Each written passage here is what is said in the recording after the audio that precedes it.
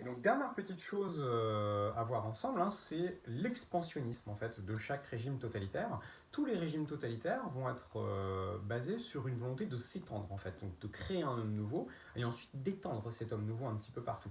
Alors pour l'Union soviétique, c'est une volonté d'internationalisme, c'est une volonté de la part de l'URSS, donc déjà c'est l'Union des républiques socialistes soviétiques, donc vous avez plusieurs peuples, c'est un empire au sens littéral, un État qui est composé de plusieurs peuples, vous avez des Russes, des Ouzbeks, des Kazakhs, des Lettons, des Polonais aussi. Enfin, on va avoir différents peuples à l'intérieur de l'URSS et l'URSS va chercher à s'étendre. Alors ça va surtout se faire après la guerre, puisque quand ils vont gagner la guerre, tous les pays qui vont devenir des pays membres du pacte de Varsovie vont devenir des pays communistes. Donc on va étendre le communisme dans différents États. Et dans l'idéal, on va dire, de l'Union soviétique, ce serait de faire en sorte que tous les pays de la Terre deviennent communistes et que l'Union soviétique, qui était le premier d'entre eux, dirige en fait tous ces pays communistes-là. L'un des slogans de l'international, qui est la chanson des communistes, c'est prolétaires de tous les pays, unissez-vous. Et donc c'est bien d'essayer de faire basculer tous les pays du monde dans le communisme pour étendre le régime communiste et avoir un homme nouveau communiste un petit peu partout.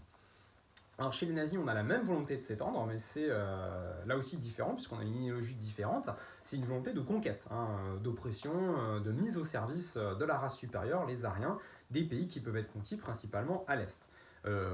Les nazis avaient espoir de gagner la guerre, hein, bien sûr, et de transformer l'Europe de l'Oural jusqu'à l'Espagne en territoire qui serait asservi et au service de l'Allemagne nazie, avec différentes productions suivant la région où vous étiez. Nous, la France, par exemple, on était censé devenir un grand pays agricole et au service de l'Allemagne nazie. Donc, dans l'Allemagne nazie, on a une volonté de conquête qui se voit très bien dans le déclenchement de la Première Guerre mondiale, où vous allez avoir l'attaque de la Pologne, l'Anschluss, l'invasion de l'Autriche, l'invasion de la Tchécoslovaquie, puis évidemment la Seconde Guerre en elle-même, l'invasion de la France, l'invasion du Benelux, l'invasion des Balkans, l'invasion de l'Union soviétique. Donc on voit bien que c'est une idéologie qui va être conquérante, qui va être basée sur le fait que la race aryenne, qui est la race supérieure, a un droit de conquête et d'exploiter les populations qui sont jugées comme inférieures par les nazis.